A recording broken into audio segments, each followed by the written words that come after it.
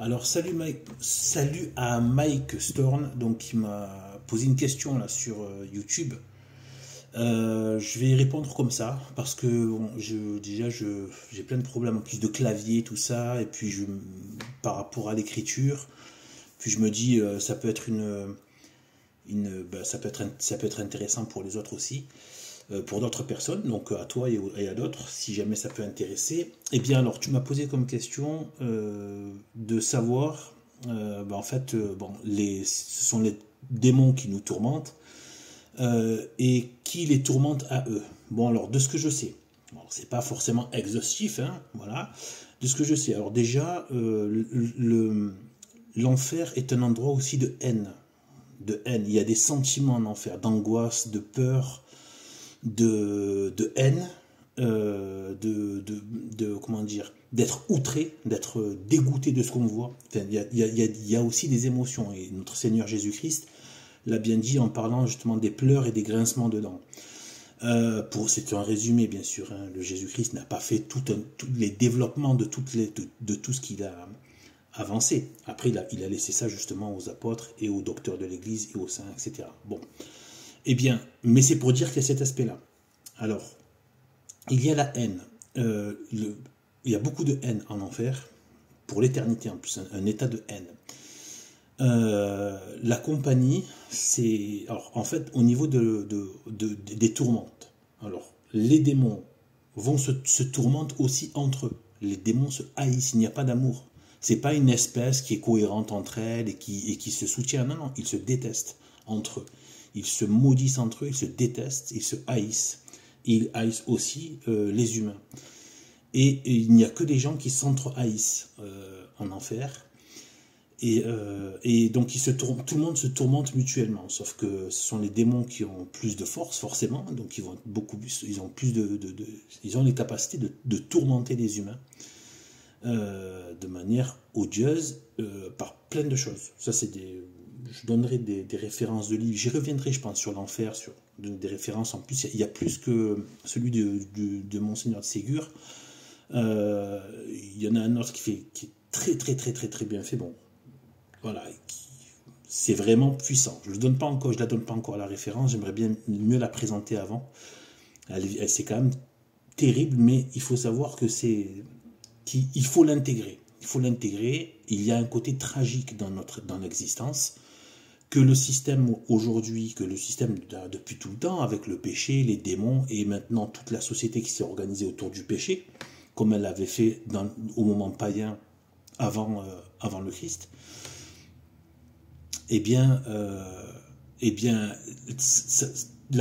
en fait, tout pousse à faire oublier cette tragédie. Voilà. Le début tragique et une fin aussi tragique, plutôt pour une partie. Tragique par le péché originel, la chute, etc. L'horreur, la difficulté de cette vie, toutes les difficultés, toutes les souffrances de cette vie. Et après, pour certains, donc, il y a deux destinées. Alors, dans l'enfer, au niveau des tourmentes, alors déjà, il faut savoir une chose, c'est que le feu qu'il y a en enfer, c'est pas un feu naturel. Il n'est pas comme ici. Je pense... Ça, c'est moi qui le pense, donc c'est pas deux fois. Mais tout porte à croire, étant donné que les volcans sont un témoignage, un conduit vers les enfers, un conduit mais très très loin. Attention, c'est très très loin. C'est pas juste à côté. Hein. Faut pas creuser un petit peu et tu y arrives. Hein. Voilà. Et en plus, tu y arrives avant. Il doit y avoir des forces hallucinantes qu'on n'imagine même pas. Mais ce que je veux dire, c'est qu'il doit y avoir forcément, vu que c'est sous la terre, il y a forcément un contact. Je me permets de le dire parce qu'il y a forcément un contact, parce que contrairement à ce qu'on veut nous faire croire avec cette pseudo-astronomie, qui n'est que de la propagande pour effacer la marque de Dieu, eh bien l'enfer est bel et bien sous nos pieds. Il est sous terre. Et donc il y a quelque chose de physique avec l'enfer, de matériel dans notre monde. C'est pas dans une dimension autre, c'est dans cette dimension dans laquelle on est. C'est beaucoup plus bas. Et en fait, ce feu, d'ailleurs, Dieu, il a bien dit que Jésus-Christ, Dieu, quand il a dit que c'est un feu qui ne s'éteint pas.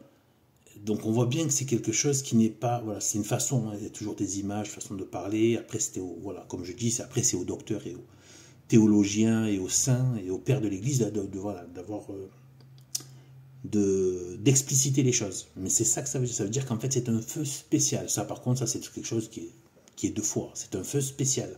C'est pas le même feu. Et ce feu, il est surnaturel.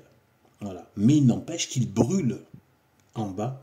Et il est fort probable qu'il arrive à mettre le feu à une partie de la terre qui est en dessous dans l'abîme et que ça remonte en terre, la terre et la roche qui est complètement, enfin, qui est sous ce feu-là, en devient incandescente et ça monte jusqu'en volcan. Alors certains vont dire, oh, mais c'est quoi, machin, tout ça. Déjà, Dieu peut tout. Il peut faire bien plus en termes de choses extraordinaires au niveau des forces de la nature, mais bien plus. Mais il n'a pas voulu qu'il en soit autrement. Il ne souhaite pas modifier les... Ça fait partie de sa perfection d'avoir scellé les choses dans des lois de la nature. Il ne les interrompt pas comme ça. S'il veut, il le fait quand il fait des miracles, etc. Quand il autorise des miracles, ou qu'il a autorisé aussi une certaine action démoniaque, donc dans le côté surnaturel, et qui peut avoir des effets sur la nature, mais à faible niveau. Et voilà, mais assez pour pouvoir interagir un petit peu, mais pas trop, parce que voilà, Dieu n'a pas voulu, dans sa miséricorde, dans sa bonté, ne pas nous laisser nous livrer à des démons qui ont des puissances extraordinaires. Donc voilà, ce serait trop pour nous. Donc ce que nous, on peut supporter. Si on ne fricote pas avec les forces démoniaques, et qu'en plus on reste en état de grâce, on est relativement très bien protégé. Après, il faut rester toujours vigilant, mais on est très bien protégé. Il suffit juste d'être chrétien en état de grâce et être, voilà, plus on est humble et dans la charité, et je veux dire, les démons n'ont quasiment aucune prise. Donc, surtout sur les gens qui sont très, très, très, très humbles. Surtout vis-à-vis de Dieu, etc. Donc en fait, qui se dépouillent d'eux-mêmes, de leur ego, tout ça, pour laisser vivre Dieu en eux. Eh bien, au niveau de l'enfer, donc, ce feu-là, il est surnaturel. Je vais donner un petit exemple que le feu peut être autre chose que le feu, que la calcination qu'on peut voir, par exemple, de la matière, etc. Déjà, on peut voir qu'il y a un feu qui peut venir avec le gaz. Donc, c'est pas forcément du bois ou quelque chose qui était solide. Ça peut être du gaz à l'état liquide ou même à l'état aérien, un gaz qui prend feu.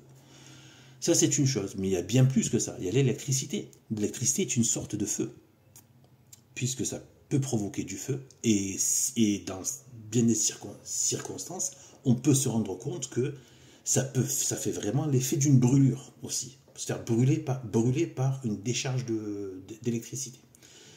Donc, on voit bien que c'est lié au feu, l'électricité. Donc on peut très bien... Or, l'électricité peut ne pas être matérielle, dans le sens comme la flamme qu'on voit. Voilà, le feu qui passe dans du métal peut être invisible. Vous voyez ? Ou qui passe dans l'eau, c'est invisible, et pourtant ça passe. Donc, c'est un feu. Donc, imaginez ce que Dieu a pu faire plus bas, mettre comme feu.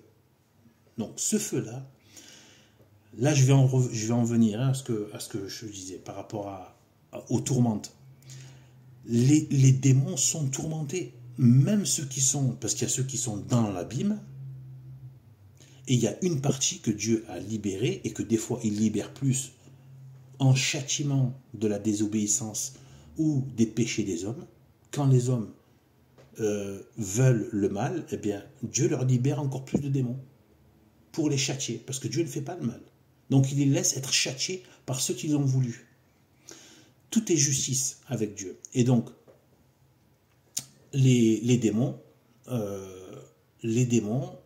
qui sont même dans les airs, ceux qui sont là, qui nous entendent, qui m'entendent là parler, etc. Tous les démons sont... en fait, les démons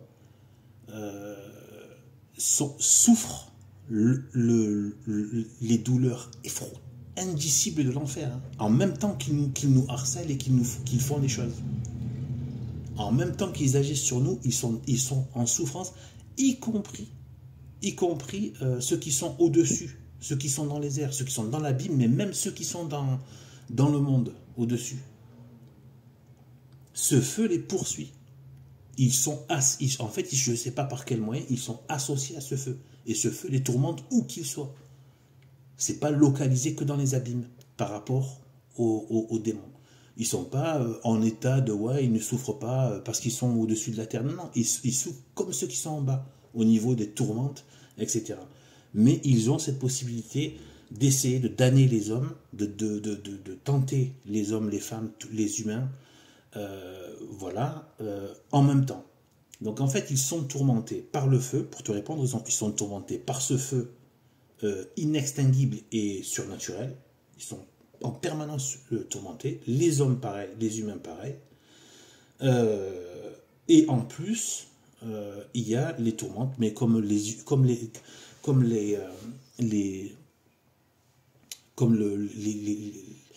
anges gardent leur nature, ils gardent leur nature. Ils perdent la grâce, comme les humains, ils perdent la grâce, mais ils gardent leur nature. Or, la nature angélique étant bien supérieure à celle de la nature humaine, eh bien oui, ce sont les démons qui font le plus de tourmentes, qui tourmentent les humains. Et il faut savoir aussi qu'il y a différents endroits, comme il y a différents degrés de ciel entre les grands saints et le petit catholique qui a quand même eu le bonheur d'être sauvé et qui va vivre quelque chose d'absolument délicieux et de vie pour l'éternité. Eh bien, mais quand même, il ne va pas avoir le même niveau de béatitude que d'autres. C'est tout à fait normal et c'est justice. Et bien, dans l'enfer, c'est pareil. Il y a différents endroits. Et ceux qui sont le plus en bas, le plus profond, ben ils sont avec les pires démons et ils sont encore plus avec des supplices et des tourments encore plus. Je tiens à dire, quand je parle de ça, qu'il faut vraiment le retenir, ça. Attention au blasphème contre Dieu. Quand on se met à penser à ça, on peut avoir un sentiment de révolte ou sa propre volonté qui se met à se dire c'est pas normal. On se met à juger l'œuvre de Dieu. Ne jouez pas à ça. Ne jouez pas à ça. Croyez-moi, baissez la tête, pliez le genou, pleurez avec votre cœur et donnez raison à Dieu. Voilà. Et Dieu va vous aider à comprendre. Quand vous êtes dans cette disposition-là, pas en venant, en exigeant presque avec un ton de remontrance, comment ça se fait. Non. Je vous assure qu'il arrive un moment où, eh bien, vous comprenez que c'est bien tout ce qu'a fait Dieu et tout ce que fait et tout ce qu'a toujours fait Dieu, eh bien, est bon, est juste, est merveilleux. Voilà. Et ces choses qui peuvent, je fais ces avertissements parce que ça peut susciter cette espèce de mais comment, voilà, il y a beaucoup de gens qui se sont dit mais comment un Dieu aussi bon? Et c'est tout le problème du modernisme et de bien d'autres, même quelque part des protestants, etc. C'est de croire qu'à un moment donné, il n'y a pas d'exigence et qu'il n'y a pas de justice exigeante. Une justice, c'est exigeant. Sinon, bon, bah, si elle exige rien, on voit très bien ce que font les gens. Quand il n'y a pas d'exigence, bon, bah, voilà. Eh bien, l'enfer, en fait, là, on vit avec un voile, en fait. Là, je ne peux pas vous résumer tout ce que j'ai pu lire, apprendre là-dessus. On vit avec un voile de la matière et du monde sensible.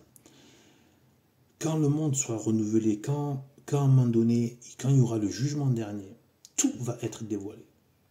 Les moindres secrets de l'âme, que nous-mêmes, voilà, de notre âme, les moindres petits coins et plis et replis, les petites sensations, les petites émotions, les petites haines, les petites rages, les petites perfidies, les petits vices, les mauvais penchants, tout et de tout le monde, jusqu'aux grands méfaits, aux grandes saletés, etc. Quand tout va être dévoilé. Et à un moment donné, il y a un voile ici, il y a un voile du monde sensible. Et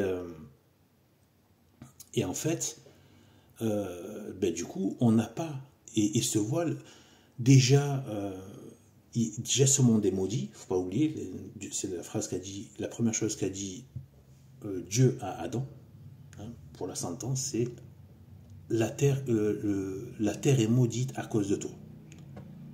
D'accord? Donc il y a une malédiction sur l'homme. Il n'a pas dit l'homme est maudit, parce qu'il savait, parce que sinon ça voulait dire la damnation, mais il a dit la terre est maudite. Donc le monde dans lequel on vit est maudit, ça veut dire qu'il n'y a plus la grâce de Dieu. Et nous-mêmes, on a perdu la grâce de Dieu. Donc la malédiction, c'est ça. Mais on a quand même gardé un peu de morale de bien naturelle, ce qu'on appelle la morale naturelle que Dieu nous a laissée en nous pour pouvoir choisir le bien. Voilà. Même la dernière, même le sale vicelard qui fait sa perfidie pour faire du mal, pour faire du mal à quelqu'un, il sait au fond de lui qu'il est en train de vouloir faire du mal. Donc personne, avec cette conscience, on a tous, c'est inscrit en nous. Voilà. Dans n'importe quelle culture ou tribu, si un enfant vient et gifle sa mère, tout le monde va trouver ça laid. Si un adolescent vient et gifle sa mère. Voilà. Ou l'inceste, la pédophilie, etc. Dans toutes les... même le fait de... Il y a des tas de choses qu'on n'aime pas. S'en prendre à plus faible que soi, etc. On a tous une sorte de révolte à ce niveau-là. On a cette logique de morale qui est inscrite en nous et qui n'a rien à voir avec les lois de la nature qu'on connaît, qui sont des lois sauvages, entre les insectes, entre les animaux, etc. Donc, on voit bien que notre conscience nous appelle à autre chose, nous appelle à une justice, et donc forcément la justice a à voir avec la loi. Ça n'a pas à voir avec des choses forcément que du justification matérielle, contrairement à ce que le marxisme a voulu faire croire. Eh bien, et le naturalisme de Nietzsche et toute cette crétinerie athée et antichrist. Eh bien, voilà, donc, pour te dire, voilà, donc, il y a ces tourments-là, et donc il y a des différents types de tourments. Donc, je ne peux pas dire, certains seront sûrement peu torturés par des démons, d'autres beaucoup, etc. Et même ceux qui sont torturés par des démons, ce sera selon leur vice. Par exemple, j'avais vu un des passages sur le livre dont je donnerai une référence, je présenterai un peu pour mettre certains avertissements, où il parlait justement de, par exemple, le vice, par exemple, de l'impureté, de l'obscénité sexuelle, etc. Eh bien, voilà, ce serait des spectacles, mais d'une laideur odieuse et insoutenable à regarder, de laideur, d'obscénité sexuelle avec de la laideur et de l'outrance dégueulasse, quoi. En spectacle aux yeux, avec des apparitions affreuses, quoi. Donc voilà, et avec tout le reste des supplices de l'enfer. Je vais terminer un petit peu en disant, parce qu'il faut toujours donner raison à Dieu, c'est très important, parce que ce genre de choses, ça peut amener à de la révolte, et il faut faire très attention. Il ne faut vraiment pas tomber là-dedans. Si vous devez abdiquer, Dieu vous aimera, Dieu vous aidera. Abdiquer. On n'est rien. Les voies du Seigneur sont impénétrables. Et ses pensées ne sont pas nos pensées, et nos pensées, et ses voies ne sont pas nos voies, comme disait, il me semble que c'est dans, je crois que j'avais mis la citation de Job. Voilà, vos voix ne sont pas mes voix, et vos pensées ne sont pas mes pensées. Donc, Dieu sait. Il faut vraiment se renseigner sur l'effet du péché mortel. Et ceux qui meurent, et qui ont vécu, et qui sont morts, aussi, surtout, le plus grave, c'est de mourir dans l'état de péché mortel. Parce qu'après, on tombe dans l'éternité. En fait, ce monde est passager. Comme son nom l'indique, on sait que c'est temporel. On sait que tout est soumis au temps ici. Que à la variation, aux variations liées au temps, la vie, on était enfant, adolescent, adulte, prévieux, etc. Une plante, un pays, une ville, tout est, ça va. Alors qu'en fait, mais qui va vers un déclin à chaque fois. Donc les choses se cherchent, ouais, elles cherchent, voilà. Et il y a la mort. Mais il y a aussi la vie. Donc c'est parce qu'on est dans une phase intermédiaire ici. Vous savez, là, on est dans la phase intermédiaire, comme la Terre plate qui est au centre, voilà, au milieu. Donc on est dans une phase intermédiaire, c'est le temps de miséricorde. Voilà, le temps de miséricorde, où on peut encore choisir entre le ciel et les enfers, Dieu ou le diable. Et Et en fait, voilà, donc, à partir de là, au niveau donc, du péché, ce qu'il faut savoir au niveau du... Donc, le péché mortel, c'est qu'en fait, on passe dans les... En fait, Dieu voulait vivre avec nous dans l'éternité. C'est ce qu'il avait prévu. Pas prévu forcément de maintenir un système temporel tout le temps. C'est pas ça. Ce monde devait... le niveau temporel n'était que temporaire. Ça, c'est un vaste sujet que j'ai déjà traité dans d'autres endroits, hein, mais je peux le dire rapidement là, parce que Dieu devait de toute manière s'incarner, c'est ce qu'il voulait faire, s'incarner dans l'humain, en fait. Il voulait le faire déjà, mais d'abord, il devait, pendant un certain temps, il devait, comme il a demandé dans la Genèse, de se multiplier sur la terre. Il fallait qu'il y ait un peuple, et donc Adam et Ève devaient lancer les générations. Et au bout d'un moment donné, s'il n'y avait pas eu ce péché originel, eh bien, Dieu se serait incarné dans la paix et la joie et le bonheur. Et après, il y aurait eu justement l'ouverture de l'éternité et du temporel, et que le temporel s'ouvre sur l'éternité à partir du moment où on rejoint le corps mystique du Christ qui est éternel. Mais du coup, là, comme il y a eu donc toute cette question du péché, de la damnation, du salut, de la justice qui doit être rétablie, etc., etc. Eh bien, bon, du coup, le ciel a été fermé, mais après Dieu l'a ouvert suite à sa mort sur la croix, lui-même qui a payé le tribut, la rançon, la dette de l'humanité, mais qui n'est pas d'office. C'est si on se fait baptiser, qu'on croit en Dieu, qu'on fait pénitence, et qu'on vit donc pour lui. Et c'est pour lui et avec lui et en lui qui est la vie. Voilà. Nous ne sommes pas capables de produire de la vie. Nous sommes comme des miroirs. On ne va briller que de la lumière qui vient d'autres que nous, parce que nous ne pouvons pas produire de la lumière, mais on peut la refléter et on peut recevoir cette lumière et devenir comme une pierre précieuse. J'aime bien cet exemple. La pierre précieuse dans l'obscurité, elle est obscure, il n'y a rien. Alors que dès qu'il y a des lumières, on peut voilà, en recevant la lumière de l'extérieur, c'est-à-dire de Dieu, parce qu'il n'y a pas d'autre lumière que de Dieu, eh bien, le problème, c'est que quand on tombe dans l'éternité, quand Dieu va arrêter le temps ici, qui va ouvrir le ciel aux élus et envoyer les autres en enfer, ce sera fini le temps. Ce sera l'éternité. Il n'y aura plus de temps. Ce sera l'éternité. On tombe dans l'éternité. Or, dans l'éternité, il n'y a plus de possibilité de changement. Ça, c'est des choses qu'on apprend dans le catéchisme. Il n'y a plus de possibilité de se rétracter, de se repentir. Même la volonté ne change plus. C'est-à-dire que même les gens qui sont en enfer n'ont pas envie de se repentir. Parce que l'état dans lequel ils tombent dans l'éternité, sachant que ceux qui sont à l'état de âme, mort, même si toute la création n'est pas encore terminée, ceux qui sont passés, ceux qui ont plus de contact avec leur corps, n'ont plus de contact avec le temps, en tant qu'âme. Et donc, ils tombent dans l'éternité, immédiatement, leur existence. Ils ne peuvent exister que dans l'éternité. Et donc, ils existent dans l'éternité des enfers, ou dans l'éternité du ciel. Voilà.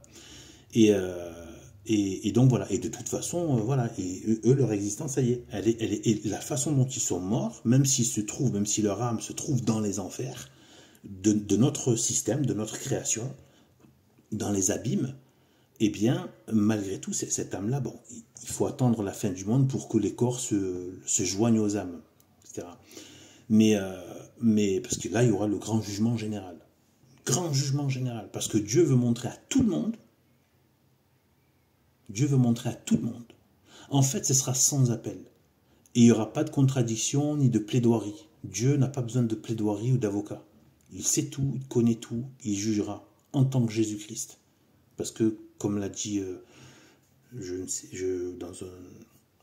l'abbé Arminjon, dans son livre, quand il disait voilà, qu'il faut que ce soit Jésus-Christ qui arrive, parce que, comme c'est prévu, parce qu'il faut que ce soit un homme. Imaginez que Dieu vienne dans toute sa majesté céleste, juger des êtres humains comme nous.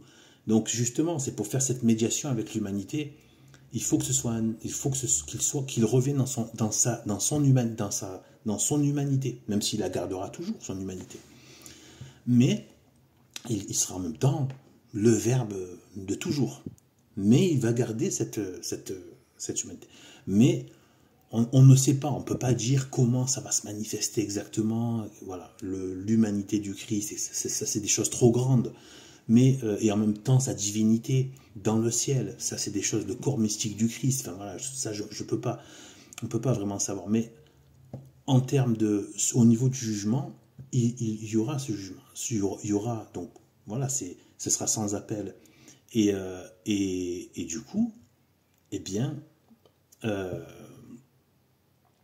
les gens vont tous voir, et chaque vie sera passée au peigne fin. Mais on ne sera pas dans les mêmes dispositions que maintenant. On n'aura pas le même regard, le même œil, le même cerveau, la même façon d'être.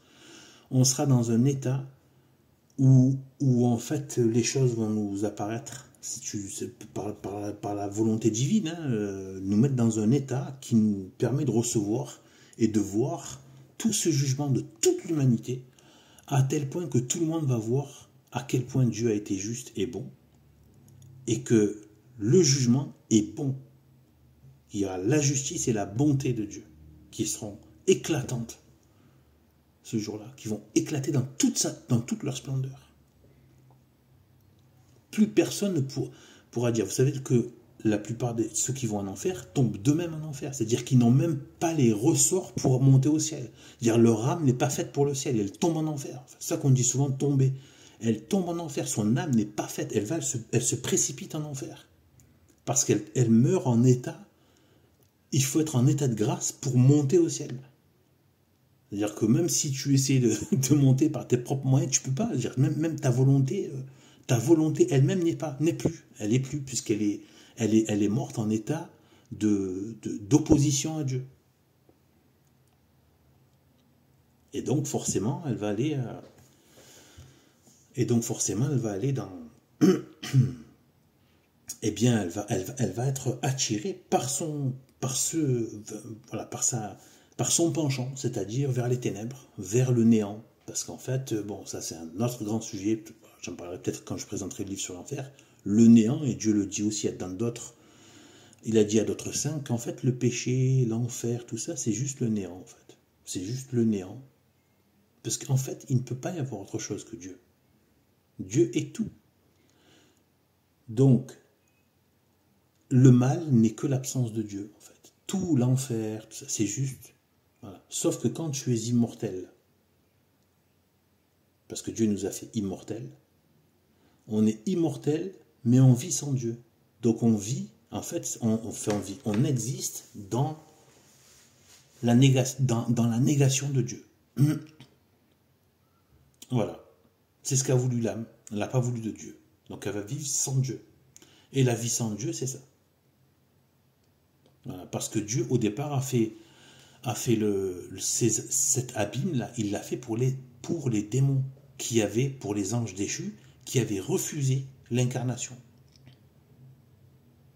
Ils avaient refusé par orgueil, ils ne voulaient pas, ils ont trouvé ça trop d'honneur pour l'humanité, que de recevoir le Verbe de Dieu qui s'incarne dans l'humain. Et donc, dans toute cette révolte qu'il y a eu de ça, il l'a fait pour eux. Et après, donc l'humanité qui a choisi de se rebeller et qui, quelque part, a rejeté le bien, le Christ, le Verbe de Dieu, eh bien, ils sont comme les démons. Ils ont pas voulu de l'incarnation, de la bonté de Dieu, de la volonté de Dieu. Eh bien, ils vont rejoindre les démons en enfer. Au départ, l'enfer n'a pas été fait pour les hommes. Voilà. Donc, voilà. Et Et en fait, vu que les anges sont immortels et que la volonté de Dieu est inarrêtable, donc si Dieu a décidé que les âmes sont immortelles, elles sont immortelles. Sauf que comment on fait quand elles sont immortelles, mais elles n'ont pas l'état de grâce et elles sont rebelles? Alors elles vont dans une poubelle, voilà, où elles expient. Une poubelle. Et comme elles s'en sont pris à un être infiniment bon, infiniment juste,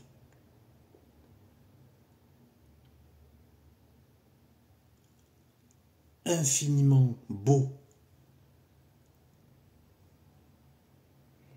eh bien, leur châtiment est aussi infini. Un mal infini, un châtiment infini, et une laideur infinie, et un mal-être infini. Parce qu'ils s'en sont pris à un être infini, infini de bien.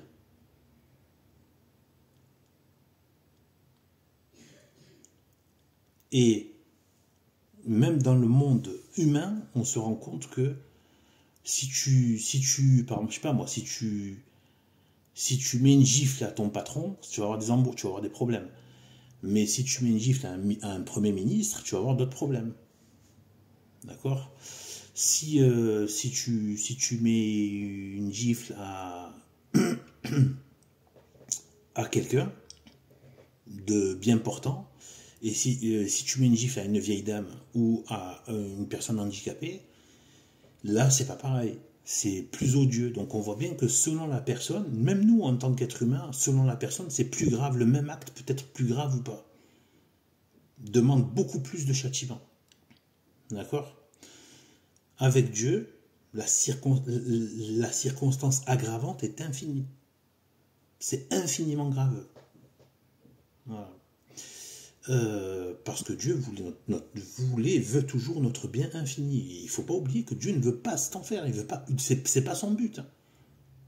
C'est pas son but. C'est pour ça qu'il est venu s'humilier jusqu'à l'opprobre de la croix, souffrir des souffrances inconcevables, surtout à l'agonie au jardin, dans le jardin des Oliviers, qui est peu connu, mais c'est là qu'il a pris le plus de mal, bien plus que la souffrance physique, même si elle était atroce.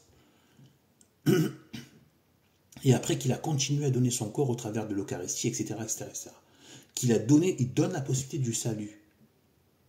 Et vous voyez que les gens n'en veulent pas, en fait. C'est là que vous voyez.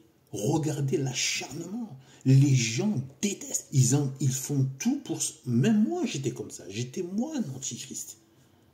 Quand tu n'as pas la grâce, la lumière de Dieu, tu es un idiot d'antichrist. Tu te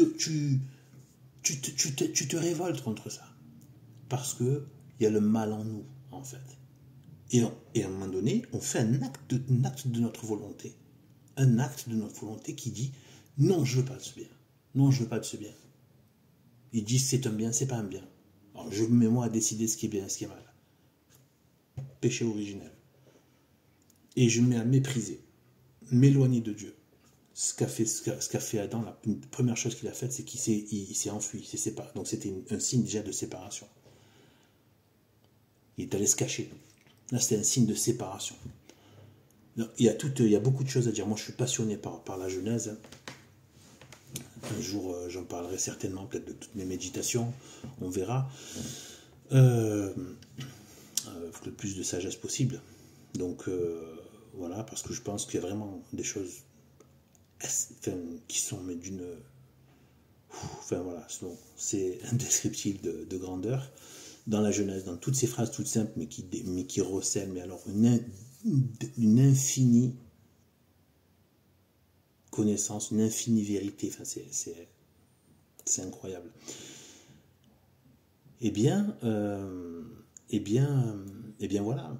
Donc, qu'est-ce qu'on fait? Moi-même, j'étais comme ça. Maintenant, quand je repense, c'est pour ça que j'ai de l'indulgence vis-à-vis, des fois, un peu vis-à-vis des antichrists. Quand on n'est pas dans la grâce de Dieu, voilà.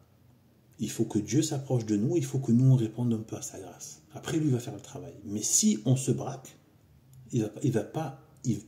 avec certains, il va insister. Moi, il a insisté. Bon, il a insisté. Plusieurs reprises, j'ai rejeté, et je suis revenu. J'ai rejeté, je suis revenu à des petits moments. Hop. Voilà. Mais si j'étais mort avant, catastrophique. Maintenant, je ne suis pas sauvé, parce qu'il faut mourir en état de grâce. Personne n'est sauvé avant son dernier souffle, il faut mourir en état de grâce. Et donc, il faut bien se renseigner sur ce qu'est le péché mortel. Et se perfectionner aussi, spirituellement, parce que ce monde est véritablement temporaire. C'est tout. Et notre âme est véritablement immortelle. Donc, c'est jouer avec l'éternité. Tout simplement. C'est jouer, quand je joue avec l'éternité, c'est dans le sens comme si on jouait avec le feu. Jouer avec le feu sur un champ de broussailles, d'herbes sèches en plein été avec du vent, quoi. Voilà. C'est jouer à ça. Aujourd'hui, et regardez, voilà. Le nombre de saints qui ont eu des visions, Sainte Thérèse d'Avila, les petits-enfants de Fatima, à Fatima, le Sainte Thérèse de l'Enfant Jésus, il doit y en avoir d'autres, je ne sais plus, il doit y en avoir d'autres, des visions de l'enfer.